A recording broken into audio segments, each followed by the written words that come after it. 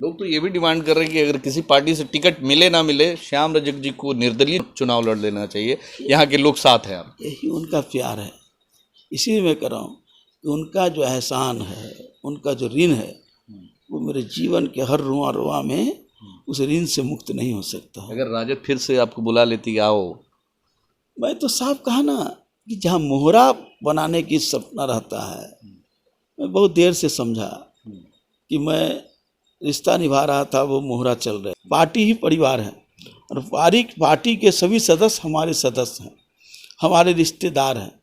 तो पार्टी को अगर रिश्तेदार मानते हैं और कोई लोग पार्टी को मोहरा बनाना चाहते हैं, तो मैं तो रिश्तेदारी निभा रहा था। तो रिश्तेदारों ने कहीं ना कहीं लगता है कि वो असल में हमको शतरंज खेलने नहीं आता, ना हमको शौकीन रहे हैं। मुझे लगा कि वो शतरंज खेल रहे थे और मैं रिश्तेदारी निभा रहा था। जिस क्षेत्र से मैं प्रतिनिधित्व करता था, जो गाहे बगाहे में उससे अलग हुआ, लेकिन उसके प्रति मेरा ऋण है, उन लोगों का मुझ पर ऋण है। उस ऋण को चुकता करना है, क्योंकि वो मंजिल तक नहीं पहुंचा पाए उनके कामों को, तो वो हमारे सामने लक्षित है।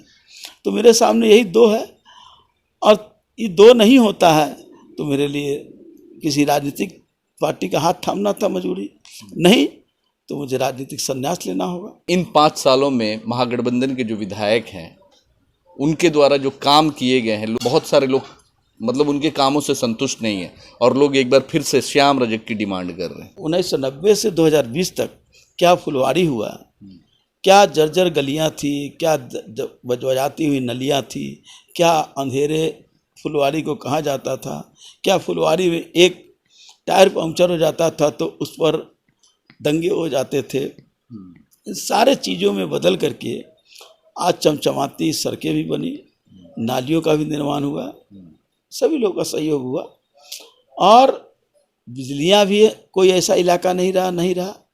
स्कूल बने, अस्पताल बने। लेकिन इस विगत 5 वर्षों में पता नहीं क्या हो गया उस क्षेत्र को, जो जहाँ छोड़ा था वहीं स्थिर रह गया, आगे बढ़ नहीं पाया। उसका दर्द मुझको आज भी है। 2025 में क्या होगा क्या नहीं होगा मैं नहीं जानता हूँ, लेकिन मेरी इच्छा है कि मैं वहाँ का प्रतिनिधित्व करूँ। माइनॉरिटी, लेकिन माइनॉरिटी के सवालों पर आप न संघर्ष करते हैं, न उसके लिए जब मौका आता है तो अपने यहाँ सरकार में जब रहते हैं तो सरकार में आप उसकी हिस्सेदारी नहीं देते हैं। हिस्सेदारी ही ना क्या कहा गया है कि जिसकी जितनी आबादी उसकी इतनी हिस्सेदारी। तो आप तो सहायता लेते हैं, सहयोग लेते हैं, वोट लेते हैं, और उसके बराबर अगर उनको हिस्सेदारी नहीं देंगे तो फिर ये सामाजिक न्याय और समता मूलक समाज और सांप्रदायिक सद्भाव की बात सिर्फ बेईमानी हो जाए। फुलवारी शरीफ का माइनॉरिटी समाज श्याम रजक पे मैं तो उनका गुलाम हूँ। हाँ। मेरे जो ऋण है मुझ पर वहाँ के लोगों का, वो मैं अगर 7 जन्म भी ले और उसका प्रतिनिधित्व करते रहूं, तब भी वो ऋण को चुकता हम नहीं कर सकते हैं। 2025 बिहार विधानसभा चुनाव होने से पहले नेताओं के दल बदलने का काम शुरू है, जिसको लेकर बहुत सारी राजनीतिक पार्टियों के नेता अभी से ही पार्टी में, अगर कुछ उन्हें अनुमान ऐसा नहीं दिखाई दे रहा है कि पार्टी की तरफ से कुछ उन्हें उनके हिसाब से टिकट मिलेगा नहीं मिलेगा, इसको लेकर अभी से ही पार्टी के लोग दल बदल रहे हैं। श्याम रजक जो कि राजद के पुराने नेता थे, जो कि काफ़ी सालों तक फुलवारी शरीफ विधानसभा के विधायक रह चुके हैं, जदयू में वो मंत्री के तौर पे काम कर चुके हैं, फिर उन्होंने राजद में शामिल होना सही समझा और फिर से राजद में आए, मगर राजद में भी जो उन्हें सम्मान मिलना चाहिए शायद उनके हिसाब से वो सम्मान, वो जो अधिकार मिला नहीं। फिर उन्होंने पार्टी को त्यागपत्र दिया और त्यागपत्र में साफ तौर पे उन्होंने लिख कर ये बताया कि उन्हें राजनीतिक मोहरा बनाया गया। इस पर बात करने के लिए हमारे साथ में श्याम रजक जी हैं। सर, क्या कुछ ऐसा लगा कि सर फिर से आप जदयू में, सुनने में आ रहा है कि जदयू में शामिल होने जा रहे हैं, लोग ऐसा बता रहे हैं कि जदयू में ही आप आएंगे? मैंने अपना इस्तीफ़ा जब दिया तो उसमें जो बातें रखी, उस बातें में पूरा विस्तार से अगर आप देखेंगे तो सारी शब्द उसके माध्यम से सब कुछ समझ जाएंगे कि मैं क्यों पद को छोड़ा, क्यों दल को छोड़ा। और बताने की कोई आवश्यकता नहीं है, साफ है।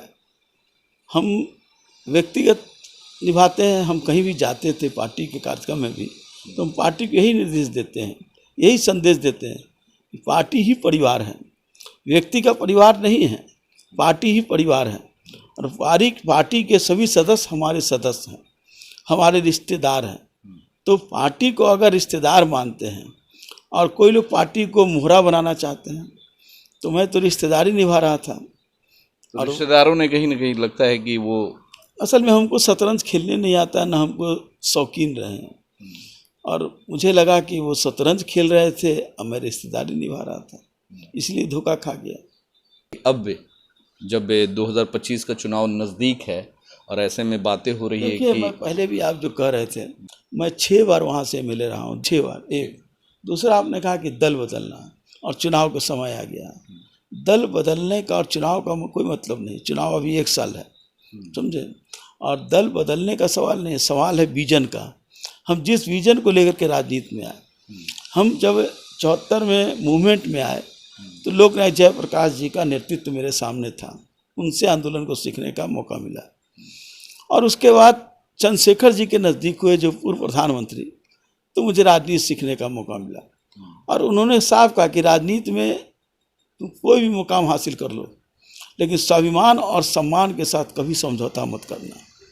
और वही उनका भी रहा, और मैं उनका अनुयायी अनुज, मैं भी स्वाभिमान और सम्मान के साथ कभी समझौता नहीं किया।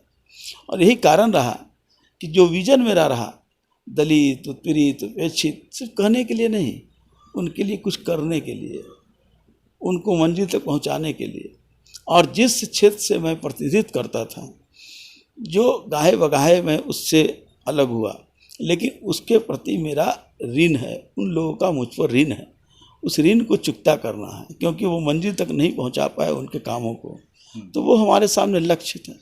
तो मेरे सामने यही 2 है, और ये 2 नहीं होता है तो मेरे लिए किसी राजनीतिक पार्टी का हाथ थामना था मजबूरी, नहीं तो मुझे राजनीतिक संन्यास लेना होगा। अगर मान के चलिए आप जिस पार्टी के बारे में बता रहे हैं, उस पार्टी में जो राजद की तरफ से आपको उम्मीद थी कि जो मतलब मिलने वाला था, नहीं मिल पाया, अगर जदयू भी अगर नहीं दे मैं पाती, कह रहा हूँ, मिलने का मतलब पद प्रतिष्ठा नहीं, उस विजन के लिए जो हमारा विजन था, जो हमारा जज्बा था, जो हमारा लक्ष्य था, वो लक्ष्य कोई पद प्रतिष्ठा नहीं, बल्कि उस जो दलित, पीड़ित, उपेक्षित, अल्पसंख्यक समाज के लिए, और जो हमारे क्षेत्र जो रहा 90 से, उस क्षेत्र के लोगों के लिए विकास। अच्छा, चलिए हम विकास पे ही बात करेंगे। फुलवारी शरीफ विधानसभा के आप विधायक भी रह चुके हैं और भली भांति वाकिफ़ हैं वहाँ के विकास से, जो अब तक विकास हुआ, जो अब इधर 5 सालों में हुआ है। हम भी फुलवारी शरीफ से ही बिलोंग करते हैं, तो फुलवारी शरीफ के विकास के बारे में हमसे ज़्यादा शायद कोई जानता नहीं, मगर फिर भी क्या लगता है कि इन 5 सालों में महागठबंधन के जो विधायक हैं, उनके द्वारा जो काम किए गए हैं, बहुत सारे लोग मतलब उनके कामों से संतुष्ट नहीं है, और लोग एक बार फिर से श्याम रजक की डिमांड कर रहे हैं। मेरी आदत किसी के व्यक्तिगत टिप्पणी करने की नहीं है। मैं राजनीति में या जीवन में जब भी होश संभाला हूँ, पर्सनल टिप्पणी मैं कभी नहीं करता हूँ। हर व्यक्ति की अपनी क्षमता होती है, अपने क्षमता के अनुसार काम करते हैं। लेकिन 90 में जब मैं वहाँ का नेतृत्व करने का, प्रतिनिधित्व करने का मौका मिला, तो 90 से के पहले क्या थी फुलवारी लोग जानते हैं। और जब 2015 में मैं जीता लास्ट, और 2020 तक रहा, तो 20 तक 1990 से 2020 तक क्या फुलवारी हुआ, क्या जर्जर गलियां थी, क्या बजबजाती हुई नलियां थी, क्या अंधेरे फुलवारी को कहा जाता था, क्या फुलवारी में एक टायर पंक्चर हो जाता था तो उस पर दंगे हो जाते थे। इन सारे चीज़ों में बदल करके आज चमचमाती सड़कें भी बनी, नालियों का भी निर्माण हुआ, सभी लोगों का सहयोग हुआ, और बिजलियां भी, कोई ऐसा इलाका नहीं रहा, स्कूल बने, अस्पताल बने। लेकिन इस विगत 5 वर्षों में पता नहीं क्या हो गया उस क्षेत्र को, जो जहाँ छोड़ा था वहीं स्थिर रह गया, आगे बढ़ नहीं पाया। उसका दर्द मुझको आज भी है। फुलवारी शरीफ के लोग अभी डिमांड करने लगे हैं कि मतलब एक भी कॉलेज नहीं है, खासकर महिला कॉलेज जो होना चाहिए, लाइब्रेरी की व्यवस्था नहीं है, बच्चे वहाँ से दूर जाते हैं अभी भी पढ़ने के लिए। सड़कों का हाल अभी भी, बरसात आता है तो अभी भी जल जमाव की समस्या है। बहुत सारे जो तार जो लटके पड़े हुए हैं अभी भी ठीक तरीके से नहीं है। भी बनाए थे हमने। अब इधर आपको एम से लेकर करके और आपको नया टोला तक की सड़क जो हमने 500-700 करोड़ रुपये का योजना बनाया था, जो काम वो फिर बढ़ा नहीं, उसके कारण वो रुका हुआ है। बुडको को बनाना था। जहाँ तक आप बिजली की बात करते हैं, वहाँ कितने ट्रांसफार्मर लग गए, सब स्टेशन बन गए, तार लग गए, इसके बावजूद ये निरंतर काम है। ये काम जो तार का है, तार खराब होता है फिर बदलता है, बदलवाना था, ये बदलने का काम नहीं हुआ, ये प्रतिनिधियों का काम है। तो इस बार क्या लगता है कि अगर जीत के आते तो इन सब मैं जीत करके आता हूँ नहीं आता हूँ ये बात का सवाल है। जनता हमको प्रतिनिधित्व के लिए इच्छा व्यक्त कर रही है। इसके बाद 2025 में क्या होगा क्या नहीं होगा मैं नहीं जानता हूँ, लेकिन मेरी इच्छा है कि मैं वहाँ का प्रतिनिधित्व करूँ।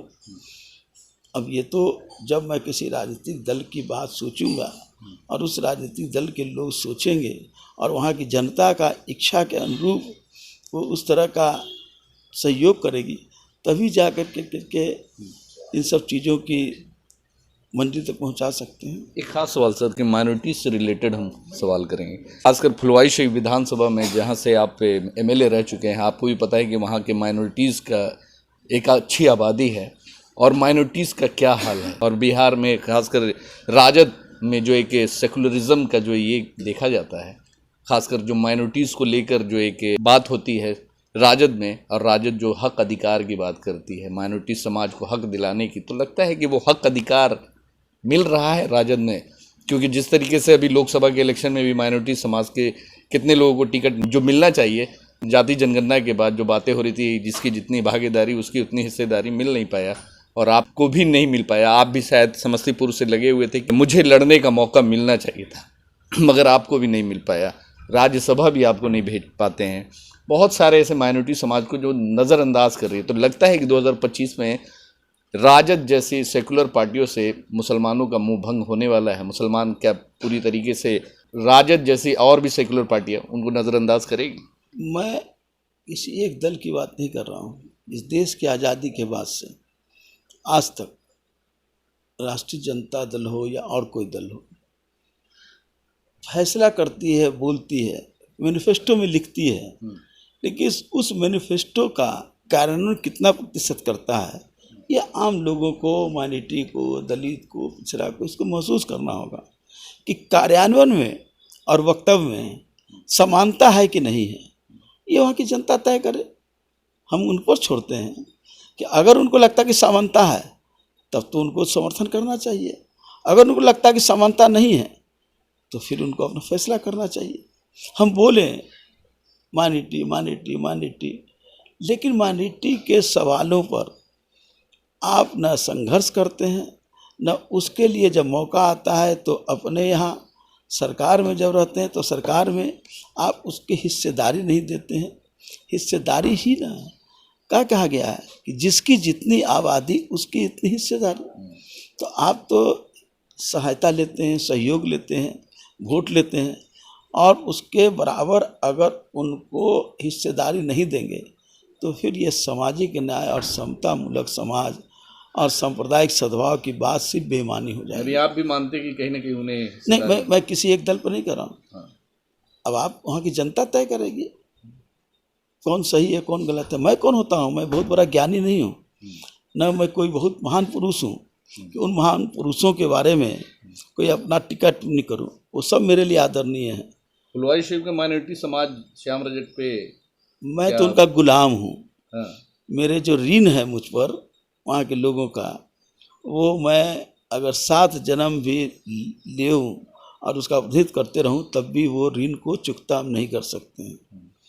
इतना ऋण है मुझ पर। लोग तो ये भी डिमांड कर रहे हैं कि अगर किसी पार्टी से टिकट मिले ना मिले, श्याम रजक जी को निर्दलीय चुनाव लड़ लेना चाहिए। यहाँ के लोग साथ हैं। आप यही उनका प्यार है, इसीलिए मैं कर रहा हूँ कि उनका जो एहसान है, उनका जो ऋण है, वो मेरे जीवन के हर रुआ रुआ में उस ऋण से मुक्त नहीं हो सकता। अगर राजद फिर से आपको बुला लेती आओ, मैं तो साफ कहा ना कि जहाँ मोहरा बनाने की सपना रहता है, मैं बहुत देर से समझा कि मैं रिश्ता निभा रहा था, वो मोहरा चल रहे थे। इवेंट मैनेजमेंट तो देख रहे थे सर आप, लोग बोल रहे हैं कि इवेंट मैनेजमेंट के तौर पे काम कर रहे थे श्याम रजक। अब जो लोग वो कहें, लेकिन राष्ट्रीय जनता दल के निर्माण में मेरी भी छोटी सी भूमिका रही है। बड़ी भूमिका है सर।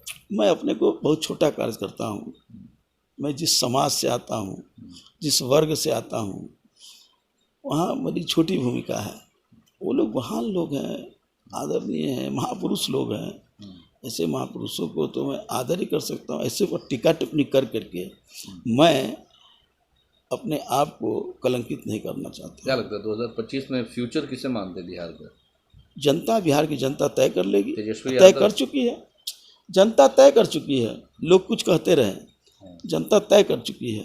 चलिए, जनता तय कर चुके हैं, लोग कुछ भी कहते रहें, और 2025 में इनकी इच्छा है कि फुलवाईशरीफ विधानसभा से चुनाव लड़ेंगे, चाहे पार्टी टिकट दे, कोई भी पार्टी टिकट दे या ना दे, निर्दलीय लड़ना पड़े। तो लोगों के लिए जो एक संकल्प है कि विकास करना है, फुलवाईशरीफ का जो विकास, बचा हुआ विकास है, जो इनके रीजन में हुआ था और जो उसके बाद नहीं हो पाया है, ये भी कहीं ना कहीं सेटिस्फाइड नहीं है और चाहते हैं कि फुलवारीशरीफ के लोगों का विकास हो और फुलवारीशरीफ से चुनाव लड़ेंगे। धन्यवाद।